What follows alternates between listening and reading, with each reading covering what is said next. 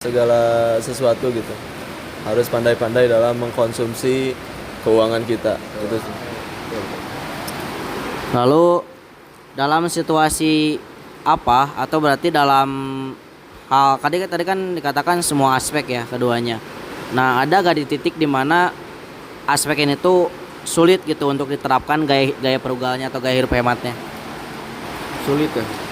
Kalau saya ya, karena bisa dibilang saya tuh udah pecandu rokok, dan rokok itu salah satu jadi barang yang bukan primer, tetapi barang-barang yang memang saya butuhkan tapi bukan dalam skala primer. Nah, itu karena udah kecanduan, saya di situ sulit untuk membagi atau mengalokasikan uang saya hanya demi membeli rokok yang notabene bisa dibilang cukup mahal. Karena sudah memang dalam rangka kecanduan, ya saya susah lah untuk mengalokasikannya. Tapi gak mempersulit saya buat menjaga keuangan saya, karena bagi saya rokok gak terlalu mahal lah. Jadi masih dalam jadi masih bisa dibeli lah sama saya gitu. Jadi nggak memberatkan keuangan saya juga kalau rokok, meskipun itu kecanduan. Ya, kalau saya tidak jauh berbeda juga ya. Saya bukan sebagai pecandu, tetapi sebagai penikmat saja gitu. Dalam merokok ini saya kalau lagi pengen misalnya merokok ya merokok, kalau lagi enggak mungkin saya masih bisa menahan ya. Tapi di aspek makan mungkin saya dikurangi gitu, lebih berhemat dalam makan, seperti saya memasak hal-hal yang sederhana gitu, membeli bahan dan itu. Sedangkan untuk opportunity cost yang lainnya untuk rokok gitu. Jadi saya menyeimbangkan itu. Ya itu sih. Oke. Selanjutnya, apakah Enrik memiliki kebiasaan memperbaiki barang lama atau menggunakan preloved barang? Kebiasaan saya itu mencoba semaksimal mungkin untuk memperbaiki barang-barang yang lama gitu. Jika itu masih bisa berfungsi dan berjalan dengan baik, masih saya pakai. Tapi jika udah usang dan udah tidak bisa diperbaiki lagi, mungkin saya akan mempertimbangkan untuk membeli barang-barang yang lebih layak lah. Apalagi kebutuhan itu untuk menunjang kebutuhan hidup saya gitu. Contohnya seperti motor. Meskipun itu barang mewah atau tersier, tapi dalam konteks yang motor itu saya gunakan tiap hari untuk transportasi saya ke kampus. Jika motor itu rusak, saya coba perbaiki dulu, dan jika motor itu sudah tidak bisa dipakai lagi, saya akan mempertimbangkan untuk membelinya. Karena menurut saya meskipun itu barang tersier, dalam konteksnya itu menjadi kebutuhan yang mendasar lah untuk setiap orang, apalagi transportasi dia gitu. Jadi semaksimal mungkin dibenerin dulu, kalau udah nggak bisa dibenerkan lagi, baru mempertimbangkan untuk membeli motor baru gitu. Boleh diulangi lagi dikit? Pertanyaannya, apakah Rizkia memiliki kebiasaan memperbaiki barang lama atau membeli preloved barang? Ya tentunya kalau dari saya pribadi, selagi barang lama itu masih memiliki nilai fungsi dan nilai guna yang baik ya, atau masih layak lah untuk dipakai kembali atau bisa diperbaiki, saya memanfaatkan barang itu. Kalau contohnya dalam pakaian, misalnya bajunya masih bagus dan ukurannya masih bisa dipakai dan masih layak lah, atau mungkin ada cacat sedikit, saya perbaiki. Kalau masih bagus saya pakai kembali lah. Memanfaatkan barang lama selagi memang masih baik. Kalau memang barang lama itu sudah tidak layak, ya mungkin saya mempertimbangkan kembali untuk membeli barang baru. Tapi yang nilai fungsinya sama, jangan sampai barang barunya yang lebih bagus dan branded gitu. Yang penting itu sih, dia fungsinya bagus walaupun murah. Selanjutnya, bisa gak diceritakan contoh konkretnya dalam memperbaiki barang lama? Boleh dari Enrik. Gimana? Jadi kan tadi dikatakan bahwasanya suka memperbaiki barang lama. Nah, boleh diceritakan contoh konkretnya gitu, dari pengalaman pernah memperbaiki barang lama apa gitu, dari Enrik boleh. Ya simpelnya aja motor. Waktu itu karena motor saya udah nggak bisa dipakai lagi, itu udah bener-bener mati total karena waktu itu sempat kecelakaan, dan motor itu ya sudah terlalu banyak yang harus diperbaiki lah, dan memerlukan budget yang sangat besar. Dan bila dipertimbangkan, kerusakan motor itu setara dengan motor baru yang sangat layak untuk dipakai gitu. Jadi motor lamanya saya berikan kepada orang lain untuk direstorasi ya, untuk diperbaiki ulang, dan saya memilih untuk membeli motor baru karena untuk memperbaikinya itu uangnya itu sama dengan membeli motor baru gitu. Jadi ya mending beli motor baru aja. Kalau dari saya menyambung dari pembahasan tadi Hendrik gitu terkait sebagai mungkin dari kendaraan ya atau transportasi, misalnya motor orang tua saya masih bagus atau masih ada cacatnya kayak perlu diservis apapun itu, saya mengutamakan untuk memperbaiki atau menservis motor orang tua saya daripada harus membeli motor yang baru untuk saya, karena mungkin motor yang baru pun itu juga nantinya pasti akan ada resiko gitu, harus diservis, harus segala macam dan lebih membutuhkan uang yang banyak. Kemudian dalam pakaian misalnya celananya udah ngatung nih, ya kalau masih bisa diperbaikin atau celananya itu dilipat gitu, bisa dipanjangin lagi, atau celananya bolong misalnya bisa dijahit lagi, dimanfaatkan apapun hal itu, walaupun sudah kurang baik tapi jika bisa diperbaiki alangkah baiknya diperbaiki kalau dari saya. Selanjutnya, bagaimana Hendrik membedakan antara kebutuhan dan keinginan? Untuk needs and wants ya, saya jelas beda lah. Needs itu dalam skala primer dan wants itu ya barang-barang mewah lah. Itu jelas bisa dibedakan lah antara fungsinya, antara kegunaannya, antara ya nilai barang tersebut gitu ya. Ya pasti bisa dibedain lah, apalagi kalau kita udah menerapkan gaya frugal atau gaya hidup hemat ini. Udah jelas dalam pikiran kita tuh, kalau contoh saja membedakan kebutuhan dan keinginan, saya nggak memaksakan buat beli barang-barang yang belum terlalu berfungsi buat saya, tetapi saya lebih memilih kebutuhan untuk makan, membeli baju, dan kebutuhan hidup lainnya. Ya jelas gampang banget lah dibedainnya kalau needs and want gitu, kalau kamu sudah menerapkan gaya hidup hemat. Kalau belum mungkin masih susah lah untuk membedakannya. Membedakan kebutuhan dan keinginan sendiri ini sederhana sebenarnya. Kebutuhan itu adalah kebutuhan itu adalah primer. Jadi makan, pakaian, dan tempat tinggal ataupun untuk yang menunjang kita hidup, melanjutkan hidup atau berkelanjutan, itu adalah kebutuhan primer yang sebagai kebutuhan. Sedangkan keinginan itu adalah kebutuhan sekunder ataupun tersier yang sebenarnya kita tuh gak harus membeli atau mengkonsumsi hal tersebut gitu. Jadi contohnya ya mungkin ya saya di sini lebih mengutamakan kebutuhan sih dan menunda keinginan. Oke, selanjutnya, apakah ada kesulitan dalam membedakannya? Untuk sekarang tidak, karena dalam menerapkan gaya hidup hemat udah jelas kita tahu perbandingannya antara fungsi dan gengsi gitu. Fungsi bisa dikategorikan sebagai kebutuhan pribadi kita atau primer, dan gengsi itu bisa dikategorikan sebagai barang-barang tersier atau barang-barang mewah yang udah jelas kita bisa ngebedainnya gitu. Mana yang beneran fungsi atau mana yang beneran cuman pengen gengsi doang. Nah itu aja. Sebenarnya tidak sulit untuk membedakannya. Kebutuhan di sini adalah fungsi dan keinginan itu adalah gengsi sebenarnya ya. Jadi ya jangan sampai menjadikan gengsi itu sebagai kebutuhan, tapi ya cukup ditunda untuk sebagai keinginan jika itu tidak memiliki fungsi yang baik. Seperti itu sih. Oke. Selanjutnya, apakah kebutuhan pokok selalu menjadi prioritas utama dalam pengeluaran Hendrik dan Rizkia? Betul, kebutuhan pokok menjadi pengeluaran utama saya karena ya itu memang benar-benar saya butuhkan gitu. Kalau enggak, saya bisa aja kesusahan dalam menjalani hidup. Udah, itu aja. Jelas ya, karena namanya juga kebutuhan pokok lah, harus kita prioritaskan daripada kebutuhan yang tidak pokok gitu. Yang namanya kebutuhan pokok gitu, ya kayak makan, jelas lah kita prioritaskan daripada hal-hal yang tidak penting gitu. Selanjutnya, bagaimana Hendrik dan Rizkia menentukan skala prioritasnya? Dalam menentukan skala prioritas, kita harus tahu dulu perbandingan dari kebutuhan kita gitu. prioritaskan dulu hal-hal yang menurut saya urgent atau urgensinya itu bisa ya jelas lah urgensinya. Contohnya apa sih? Kayak makan itu jelas lah urgent banget buat kita. Kalau gak makan kita bisa aja mati gitu.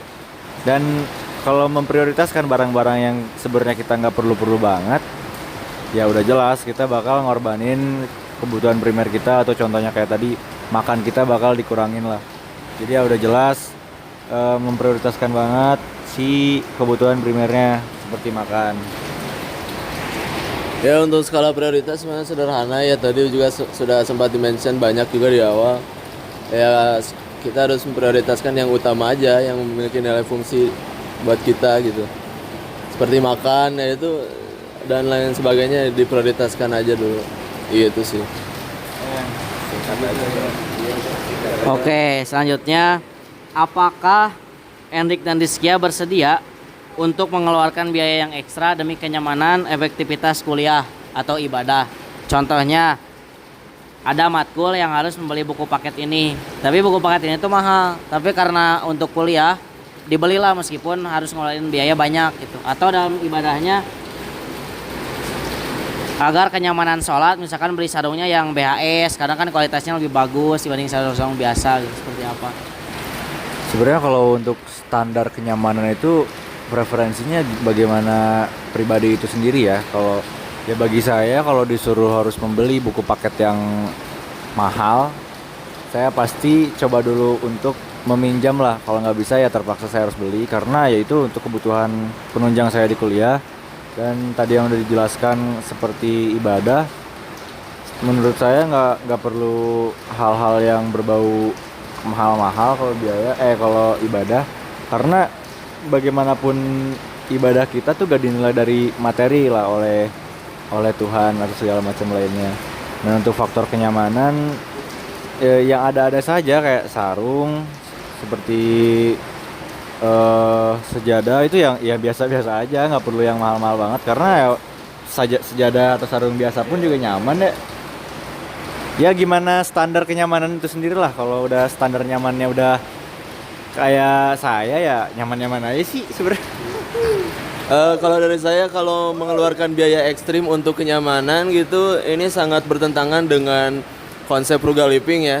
Karena biaya ekstrim itu sangat tidak frugal living ya. Ya sebenarnya kalau fungsinya sama, ngapain kita harus mengeluarkan biaya ekstrim untuk hal yang serupa gitu. Contohnya dalam misalnya membeli buku paket untuk matkul. Nah, jika mungkin ada yang bersedia meminjamkan atau ada bahkan yang mau ngasih, ya kita utamakan hal itu. Kalau ada e-booknya misalnya filenya, selagi kita bisa membaca dan mempelajari mata kuliah dari e-book saja, itu sudah baik sebenarnya tanpa harus membeli gitu. Ya kemudian dari sarung tadi yang sempat dimention, ya sebenarnya gak harus BHS juga gitu. Banyak kok yang 100-an atau di bawah itu, yang 60.000, yang 70.000 juga sarung banyak kok, sama-sama nyaman, bisa buat ibadah gitu. BHS itu kan sampai ratusan bahkan jutaan gitu kan, ya sebenarnya gak harus sih. Yang penting tadi saya sudah mention di awal, fungsinya sama, gak harus yang mahal-mahal untuk kenyamanan. Ya, karena ini sangat di luar konsep frugal living itu, biaya ekstrim itu. Ya.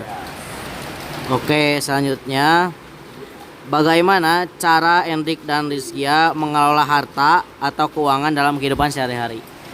Untuk cara pengelolaan harta saya singkat saja. Besaran pendapatan saya itu dibagi 70% untuk kebutuhan pokok, 20% untuk kebutuhan tabungan atau investasi, dan 10%-nya untuk kebutuhan darurat. Dari saya, kalau di Islamic Wealth Management itu kan pertama harus disucikan dulu itu. Terakhir baru konsumsinya. Misal saya dalam sebulan 1,5, itu saya kalau untuk makan gak nyampe 1 juta sebenarnya. Nah itu sisanya bisa buat kebutuhan-kebutuhan lain, bisa untuk di invest atau tabungan, bisa saving, ataupun bisa untuk memberikan kebermanfaatan dalam hal sosial seperti zakat, sedekah, seperti itu. Oke. Selanjutnya, apakah Rizkia dan Enrik memiliki perencanaan keuangan tertentu? Misalkan sekian persen untuk kebutuhan pokok, sekian persen untuk kebutuhan tersier gitu. Boleh dijelaskan kembali? Boleh bila dijelaskan kembali, 70% untuk kebutuhan pokok itu seperti ya makan, kebutuhan kuliah, transportasi, bensin segala macam. Dan 20% untuk tabungan untuk investasi yang udah saya ceritakan tadi seperti membeli emas, membantu menanamkan modal di bisnis-bisnis teman saya, dan 10% untuk kebutuhan darurat. Contohnya kayak saya kecelakaan dan memerlukan biaya untuk pengobatan 500.000, saya bisa menanggungnya lah dengan biaya darurat 10% itu. Ya sebenarnya sudah dijabarkan dari awal ya, cukup panjang tadi. Ya 70% untuk konsumsi makan ataupun urusan perut ya, tapi 30%-nya untuk lain. Oke. Oke, selanjutnya menurut Rizkia dan Enrik, apakah pengelolaan harta saat ini tuh sudah sesuai dengan prinsip ekonomi Islam? Menurut saya sih udah ya, karena kalau dari prinsip Islam tuh harus menanamkan gaya hidup hemat dan menghindari perilaku konsumtif. Dan menurut saya sudah mencoba untuk menanamkan prinsip keuangan Islam itu, seperti ya dengan saya menerapkan gaya hidup hemat, udah mengikuti jalan dan aturannya dari keuangan Islam itu. Bisa dibilang sudah, tapi belum seutuhnya gitu menerapkan syariat Islam atau manajemen keuangan Islam gitu. Belum sepenuhnya sih. Seperti saya masih belum pandai dalam konsumsi, kemudian dalam penyucian harta tersebut belum seutuhnya. Baik, selanjutnya mengapa Enrik dan Rizkia menilai demikian? Mengapa Enrik dan Rizkia menilai demikian, bahwasanya hal itu tuh udah termasuk prinsip ekonomi Islam? Ya, menilai dari sudut pandang Islam yang harus menghindari perilaku konsumtif dan harus hemat, udah jelas saya mengikuti prinsip itu gitu. Udah. Ya.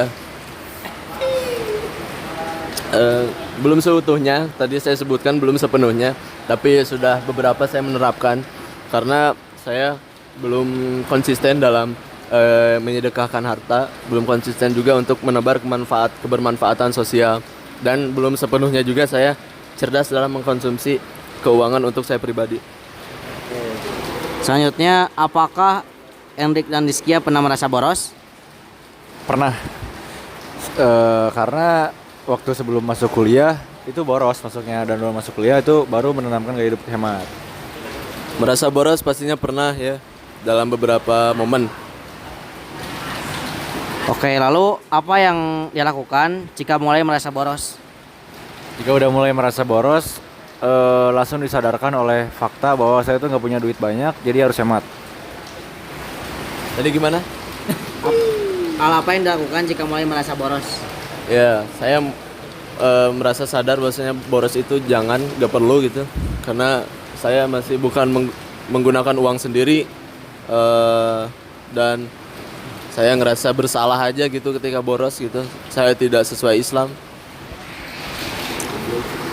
Lalu, apakah hidup frugal membantu Anda atau Enrik dan Rizkia sendiri untuk menghindari pengeluaran pada hal-hal yang syubhat? Iya, jelas. Iya, tentunya jelas. Bagaimana praktik frugal living membantu Enrik dan Rizkia untuk melatih sifat qanaah atau merasa cukup? Ya, itu sangat melatih saya karena dari dulunya saya dari saat pertama saya menanamkan gaya hidup hemat itu susah, dan pada akhirnya saya terbiasa. Ya, tentunya frugal living ini sangat memberikan kepuasan terhadap diri saya sendiri, dan merasakan diri saya tenang gitu, bahwasanya Islam sudah mengatur baik sedemikian rupa. Akhirnya saya menerapkan hal ini karena saya merasa tenang karena frugal living. Dalam gaya hidup hemat, setiap rupiah pasti diperhitungkan. Lalu, bagi Anda atau bagi Enrik dan Rizkia sendiri, apakah sedekah itu mengurangi jumlah konsumsi atau menambah tabungan di akhirat kelak?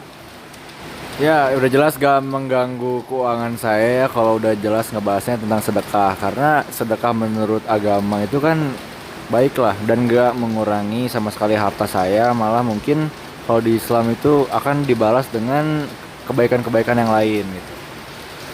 Kalau menurut saya justru sedekah ini menyucikan harta ya. Jadi semakin kita mengeluarkan uang, semakin justru kita mendapatkannya lagi. Itu mungkin hukum Islam gitu. Semakin kita memberikan manfaat, semakin kita dapat manfaat dari hal itu. Itu menambah tabungan kita di akhirat kelak sih. Alhamdulillah. Selanjutnya, apakah Endik dan Rizkia suka menyisihkan sebagian harta untuk sedekah? Belum banyak tapi udah mencoba. Iya, terkadang sih. Kami belum konsisten. Apakah Endik dan Rizkia memiliki persentase tetap dalam anggaran bulanan khusus untuk membantu orang lain di luar keluarga inti? Belum punya. Mungkin 5-15% sih anggarannya itu tidak terlalu besar. Lalu bagaimana Endik dan Rizkia menentukannya? Misalkan ada uang 30 ribu untuk sedekah, misalkan atau 20 ribu untuk sedekah. Contoh di uang 50.000 mungkin saya belum berpikir untuk sedekah ya, karena sedekah itu bila uang saya sudah melebihi kapasitas atau belum tahu untuk digunakannya untuk apa lagi. Jadi udah over lah, mungkin udah kebanyakan. Jadi mungkin saya ada pertimbangan untuk sedekah. Paling dari saya contohnya 1,5 itu untuk sebulan misalnya. Berapa persennya untuk sedekah misalnya 50 sampai 100 ribu. Nah itu untuk menebar kemanfaatan aja gitu. Bentuknya bukan sebagai fresh money, bisa juga kita ngasih makan misalnya atau ngasih rokok ke teman. Nah itu saya niatkan untuk sedekah aja. Setelah kebutuhan terpenuhi, apakah Endik dan Rizkia masih mengalokasikan harta untuk membeli kebutuhan tersier? Setelah kebutuhan terpenuhi, apakah Endik dan Rizkia masih mengalokasikan harta untuk membeli kebutuhan tersier? Ya jika sudah terpenuhi dan untuk mungkin beberapa tahun lagi uang saya bingung untuk diapakan lagi, mungkin saya bisa mempertimbangkan untuk membeli barang-barang tersier lah, seperti jam tangan, sepatu brand atau gimana lah. Itu pasti saya akan pertimbangkan lah. Jadi nggak 100% harus dialokasikan untuk kebutuhan primer, karena pasti juga manusia punya keinginan, dan dengan mungkin bisa dibilang self rewardnya lah, karena udah menerapkan gaya hidup hemat.